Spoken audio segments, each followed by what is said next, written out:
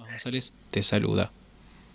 Buen día, Tomás, ¿cómo te va? ¿Cómo andas vos? Espero que bien, y sí, es un tema que nos preocupa y nos ocupa la inflación, como bien vos dijiste, porque, bueno, la semana pasada se conoció 3,3% de inflación en el mes, se va de a poco bajando ese descenso que quería el gobierno.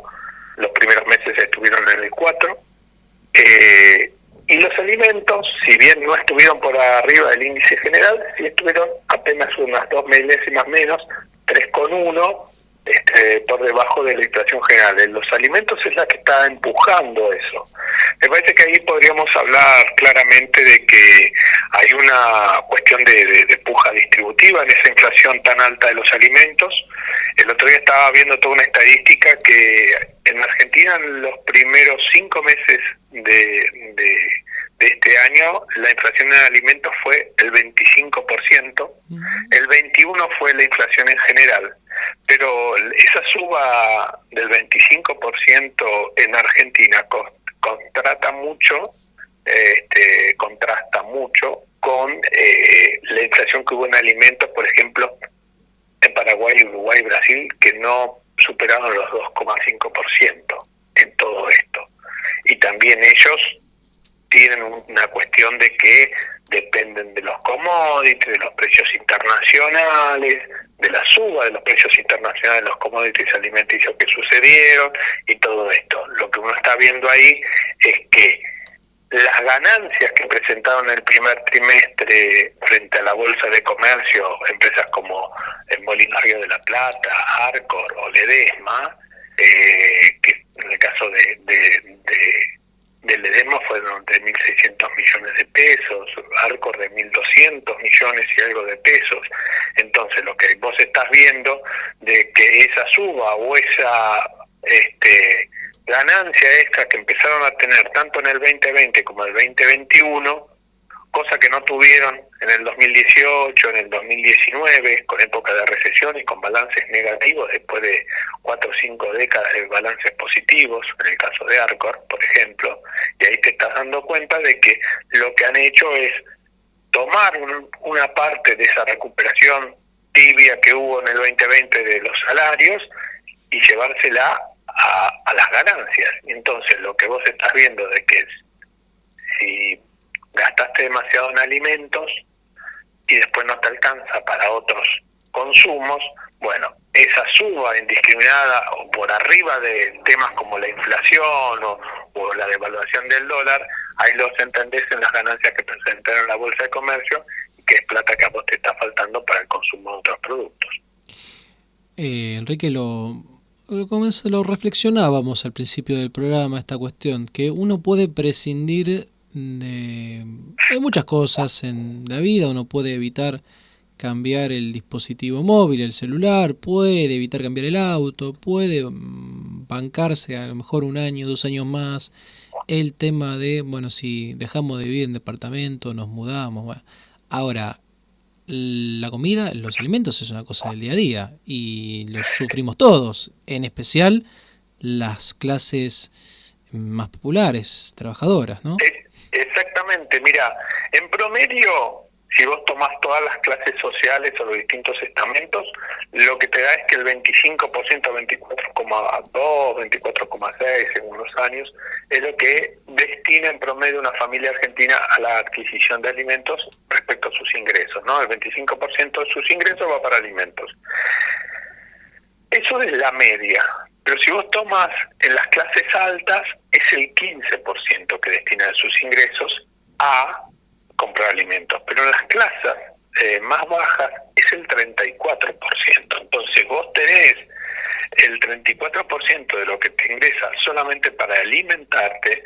Entonces cuando hay subas pronunciadas o leves, pero se nota muchísimo, porque el presupuesto destinado a la alimentación es muy alto y respecto a los ingresos, y ahí es donde más se nota. Por eso es donde más se nota. Por eso, por ejemplo, se reforzó la tarjeta alimentaria. El gobierno muy claramente hizo ampliar la tarjeta alimentaria y incluso la extendió en cantidad de 1.800.000 beneficiarios y pasó a más de 2,5 millones de beneficiarios, pasó desde los 4.000 a los 8.000 en la tarjeta más, que cuando tenés hasta 2 hijos, si tenés 3 hijos o más, son 12.000 pesos. Entonces, ahí el gobierno ha trabajado muy bien, porque sabe muy claramente de que ahí es donde se está necesitando. Y lo más interesante, que en la tarjeta alimentar, al principio el gran consumo, es una tarjeta que te da el gobierno, que también, esto está bueno decirlo, Bien. se acaba el clientelismo con esas cosas, porque es una tarjeta que va vía ANSES y te la dan de acuerdo a los registros del ANSES. Y por el otro lado, en el 2020 lo que se notó es que esa tarjeta alimentaria, el consumo iba mucho a alimentos, pero frescos, como lácteos o carnes. Luego, lo que sucedió fue que el aumento exponencial que tuvo el 2020 de los alimentos, volvieron a las harinas y a los arroces, y ese era el consumo que se notaba. Y ahora, con este nuevo incremento del monto fijado para la cuota alimentar, volvieron de vuelta a la gente a consumir carnes y frescos, que eso es base a una dieta balanceada. No le puede dar siempre harinas, por ejemplo. No, eso es verdad, si bien uno tiene parte de una premisa que es primero empecemos por poner algo en la mesa, y a partir de esa premisa podamos perfeccionarlo, ¿no? Podamos con la asistencia, con el acompañamiento, ¿no? En principio del Estado, pero también sabemos que la sociedad civil tiene su compromiso en esto de educar para alimentar. Siempre uno parte de la premisa que primero lo primero es poner algo en el plato. Está bueno este intento así, digamos, a los ponchazos, pero está bueno esto de poder acercar el conocimiento a la gente de cuáles son los beneficios de tener una alimentación más completa. De carnes y de lácteos vamos a hablar más adelante. Te quería preguntar, yo mientras te escuchaba, Enrique, hablando de energía, vos introduciste un concepto que era el de pobreza energética. Acá podríamos hablar de pobreza alimentaria en sectores de la población. Hablando de haciendo la comparación, realidad, ¿no? Ahí te lo marca, te debo ese dato, pero ahí la calidad alimentaria se da por las proteínas cárnicas, principalmente, cómo vos te consolidás con ese tipo de proteínas. Y la variedad es lo que te da la calidad. Lo que sí me parece que cuando hay sectores, lo que sí se logró con todo el plan alimentar, con todas las ayudas más claras hacia los comedores, es el refuerzo del alimento en general y el reparto de alimentos por distintas vías. Lo que se ha logrado es que la gente deje de pasar hambre. Ese es un logro incluso en momentos de pandemia. Entonces ese es el primer logro que hizo para mí el gobierno como en el quintil, que le dicen el quintil más bajo, que es la indigencia. En eso comida nos faltó, lo cual ya es bastante, y porque se venía de una situación muy aguda del 2016 al 2019, todos los índices fueron para abajo. Por ejemplo, el país se endeudó en 120.000 millones de dólares a 30.000 millones de dólares por año, pero generó 1 millón de pobres nuevos cada año. Entonces, ahí vos ves la desigualdad absoluta. Y por el otro lado, esos 1 millón de pobres nuevos cada año que se generaba, eran también otros que pasaban a la categoría de indigencia.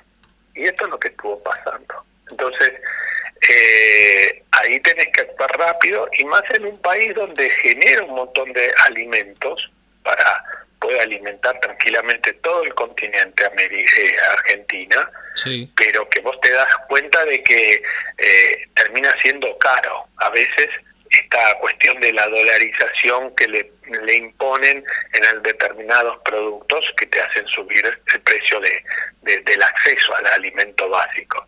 Y me parece que no es un problema solamente de la Argentina, sino es un problema de Latinoamérica en general, el aumento de los commodities, que yo, en México podés hablar del problema de la tortilla, que es el famoso taco que se compra y es un alimento habitual en las clases populares mexicanas, que casi se duplicó, creció como un 40, un 50% del costo y es un hervidero, está en la tapa de los diarios, hasta hace un mes estaba en la tapa de los diarios esas noticias. Entonces, el tema es un gran tema porque estos aumentos vertiginosos que hay de los commodities, que se llaman los juegos de precios a futuro, donde intervienen los grandes fondos de inversión y todos los jugadores financieros que terminan especulando y que lo terminan jorobando, en síntesis es al laburante, al trabajador que no puede acceder a un alimento barato.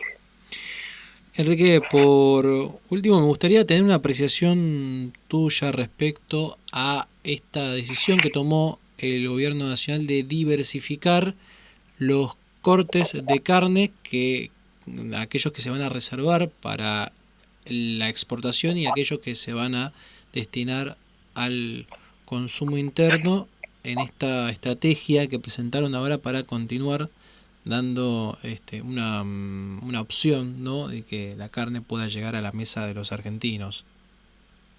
Sí, es un tema. Mira, la carne tiene como diferentes variantes. Una es, la carne es uno de los elementos, uno de los productos que su medición impacta muy fuertemente en la elaboración del índice de inflación. Así que si aumenta mucho o poco la carne, tiene una incidencia a la baja o a la suba el índice general de mes a mes de la inflación. Ese es un tema. El otro tema que es, me parece que el gobierno tomó el toro por las astas, y porque realmente es un mercado muy particular, porque de 172 frigoríficos investigados por la FIP, después de esto de la paralización de las exportaciones, solo 10 estaban con los papeles en regla. El resto, es decir, 162 o 9 de cada 10 tenían problemas de subfacturación, que los dueños eran personas indigentes, deudas o evasión fiscal, estábamos hablando de eso. Por otro lado, lo que sí se dio cuenta es que también acá hubo toda una gran movida de subfacturación de exportaciones que hizo que, no sé, Paraguay o Uruguay fueran exportadores récord de carne, cuando en realidad la carne argentina te hacía una triangulación.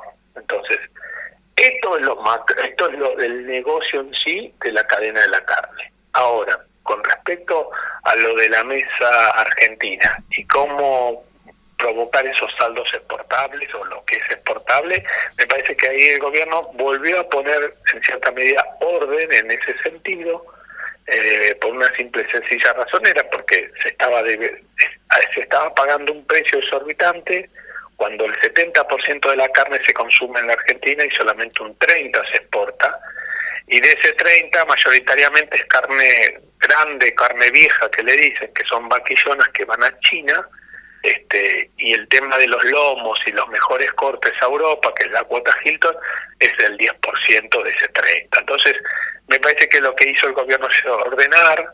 Hay que ver ahora cómo vienen los precios de la carne. Yo todavía tengo duda. Se ordenó todo esto, pero lo que sí yo quiero saber es qué precio va a haber. Yo creo que no va a bajar mucho, o se mantiene o no debe bajar mucho. Todavía no tengo certeza de eso, y tampoco el gobierno no habla, sino que reordenó cómo sería todo un esquema de consumo interno y de exportación, pero no más que eso. Habrá que ver ahora, cuando sale el anuncio, cómo es la cuestión. Pero en síntesis, lo que te puedo decir, Tomás, es que el problema de los alimentos en la Argentina es que está muy concentrados Entonces, tienen capacidad de fuego, capacidad de apalancarse en stocks, de marcar la cancha con los precios, y eso es muy fuerte. Por ejemplo, no hay más de 10 empresas que maneja el 90% de la comercialización de la exportación granaria, de granos, de la soja, del maíz, del trigo. Entonces son 10 empresas que manejan todo ese negocio. Después tenés la producción de alimentos que va a la góndola, el 80% de las góndolas de los supermercados la concentran 30 empresas. Y así vas viendo cómo vos se concentran de una manera que manejan stock y precio. Y ahí pueden poner en jaque, como pusieron en jaque los alimentos en todo lo que fue el 2020, el principio del 21, con subas que no se condicen ni con la inflación ni con la devaluación. Y este es un problema central que el gobierno tiene que ponerse duro, porque saben que también hay una puja ideológica política muy fuerte con esos sectores que no están de acuerdo con algunas medidas del gobierno, como los precios cuidados, el poner el ojo que no haya o exista subfacturación, tanto en la exportación de carne como en la exportación de granos, que hay una evasión de unos 20.000 millones de pesos, por ejemplo. Entonces, este tipo de cosas es lo que también está en juego todo. Enrique, muchísimas gracias por este tiempo compartido para poder poner luz sobre estos temas, y bueno, te vamos a estar molestando en estos días para poder hacer el después, ¿no? El después del anuncio, sobre todo después del anuncio, de qué pasará con la carne, si llegamos al asado del domingo o si a ver con qué nos encontramos, ¿no? Bien, mientras tanto, la resistencia ciudadana o civil, o como vos le puedas decir, es: yo como pollo, cerdo y pescado. Mirá. También te da valores calóricos, proteínas calóricas importantes. Es de origen cárnico y es importante. Entonces, cuando baje, y si no, solamente me reservaré para el asado. Pero si no, suplando, para que sepan también que uno no está conforme con este maltrato. Al bolsillo particularmente, porque te digo la verdad, no es lindo que te saquen la plata del bolsillo. Claro, no, la verdad que no. Enrique, muchísimas gracias por este tiempo, Tomás, y estamos en contacto. Dale, abrazo grandote. Ahí pasaba la palabra de nuestro columnista, de nuestro compañero, a quien solemos hablar de estos temas. Estoy hablando de Enrique Mujica.